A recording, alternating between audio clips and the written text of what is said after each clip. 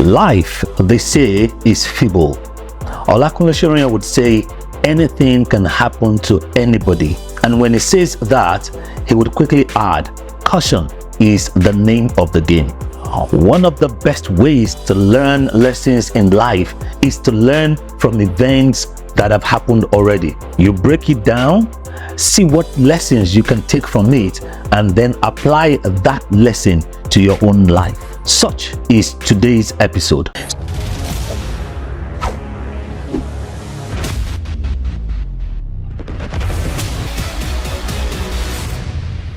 Welcome once again to my channel. I'm Enahoro Okhae, your emotional intelligence application coach and performance management expert.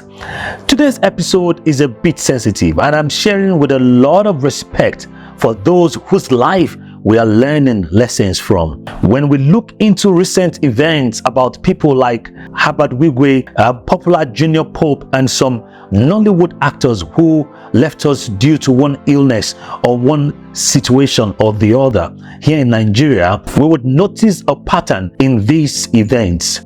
And in those patterns lie our lesson for today. It is a lesson that is deep-rooted in emotional intelligence. It is that competence called consequential thinking.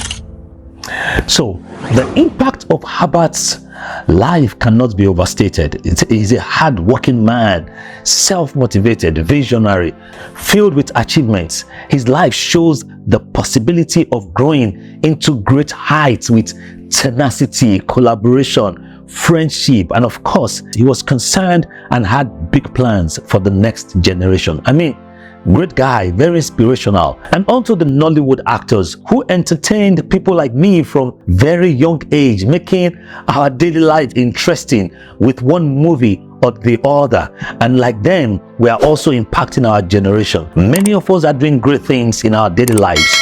What if we are able to understand one emotional intelligence competency that can help us find safety and avoid loss, help us make optimal life-saving decisions in critical times? What if we are able to arm ourselves with certain decision-making criteria that can be life-saving at crucial times? I know events happen, and a lot of times we do not know what the next event will be. A building can collapse somewhere, a car accident can occur somewhere, fire can start with a little spark where it is unexpected. Someone can get a sack letter, a child can jump, off a place and get injured. Terrible events happen such that we most likely do not have control over. And that's not what I'm addressing in this video. What this discourse is all about is that little window, that little space where we could use an emotional intelligence competence to avoid a disaster just because we make an optimal decision. That's what consequential thinking is all about. If you have done our emotional intelligence certification or any extensive training in emotional intelligence with Pulse Factory, you would have learned this competence. It is under the choose yourself pursuit. It means it is one of the tools that help you make optimal decisions beyond the emotions that you feel. Usually, once your emotions set in, whether it is joy, sadness, anxiety, anticipation, and so on, emotions affect the decision-making process. It alters your thinking faculty. Emotion is so powerful, it focuses your thinking and attention to the immediate event, to what is happening in the present, and distracts you from associated activities and associated considerations that are important concerning that situation. For example, when you are angry with your spouse and because of that you refuse to pick the call, that anger, your attention is narrowed down to that last issue, thinking that is the reason your spouse is calling, overshadowing all the potential reasons like there could be trouble, she might need help for something that is life-threatening. The anger prevents you from seeing the broader context of your relationship. Emotional intelligence comes into play by helping you step back and view the situation more broadly. It reminds you to consider other possibilities for the call, and that the issue that made you angry is not the sum of your relationship. This broader perspective can lead to a more balanced judgment about the situation. Now, this example shows how emotions can sometimes limit our perspectives, potentially leading to poor decisions. By focusing too narrowly on the source of your immediate frustration, you may overlook important contexts that could help you make better decisions. Emotional intelligence enables us to maintain a wider view of a situation, which is crucial in managing our reactions, impatience, frustration, and even excitement, and making thoughtful decisions, and thereby preserving valuable relationships, life, businesses, and making sound judgments. So, what is consequential thinking? It is that ability to weigh the cost and benefit of an action before you take the action. It is the ability to think of possible consequences of a thought, consequences of a feeling or proposed action. See the possible results in your mind and then choose the thoughts, feelings, or actions that is optimal. And by that, I mean that is most beneficial at that time. When you practice consequential thinking, it means in the middle of a situation, you are able to take a pause and ask yourself important choose yourself questions like, what are my options? What matters the most now? And which of the options delivers that to me? What is likely to happen next? What impact will this have on others? What is the ideal outcome of this situation? What is the cost and benefit of this rush of emotions I am feeling and the actions that this emotion is pushing me to take right now? As you are about to board a boat, the excitement might cloud your critical thinking. It is crucial at this moment to take a pause and reflect. What am I feeling? Recognizing your emotions and the actions they might be driving you towards is a key step. Understanding your feelings help you make conscious choices in that moment in front of the boat and excitement. Consequential thinking comes into play by prompting you to consider the implications of your actions. For instance, if you choose not to wear a life jacket, what could happen? Consider the risks and the benefits. Not wearing a life jacket might seem appealing because it feels less restrictive. You can show off your outfit in photos and you don't have that extra weight on you as you speed across the water. However, the drawbacks are significant. The primary risk is compromised safety, which could lead to severe consequences in an emergency. Now, weigh these factors. Does the freedom and the aesthetic appeal of not wearing a life jacket outweigh the fundamental need for safety?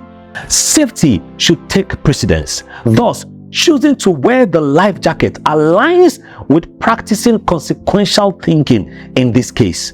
This approach ensures you prioritize safety over temporary comfort or vanity, making a decision that protects your life and well-being. That is practicing emotional intelligence using consequential thinking. This can be applied to any area of life, from what you're about to eat, to the discipline you're about to give someone, to the book you are not reading, to the friend you're not calling, to the savings you're not making. I can go on and on and on. What is the consequence of what you're doing or what you are not doing? This can also be applied to the ill-fated helicopter flight and the weather conditions. Again, what am I feeling? Maybe the rush of anticipation, hurry, nervousness from thinking one might be late for a meeting, or anticipation because of where you're going. In the midst of these emotions, it is important to take a pause. Even if it's 1 second pause, and ask yourself some consequential thinking questions and weigh the cost and benefit associated with that decision. What is the danger of taking this flight? What if the weather becomes really unfriendly and it leads to a crash? What is the cost of waiting and be sure the weather is good? What is the benefit of waiting? What is the cost of not waiting? What is the benefit of not waiting? This can help your health, Weigh the cost and benefits of your present lifestyle and how it is affecting or might affect your health in the future. Weigh the cost and benefits of the pursuit of ambition and the decisions it is making you to take. Weigh the cost and benefits of not sleeping for healthy hours and its effect on your health. This can be about an important relationship beyond the emotion you feel towards the person. Weigh the cost and benefits of the action that you have been taking for years. Will it give you what you truly deeply want in that relationship, or it is just your emotions narrowing your thoughts and not making you see the big picture in that relationship? I have had clients who have had terrible relationships with a sibling simply because that sibling refused to learn or get certifications like they do, and after years of terrible relationship they realize it was not worth it.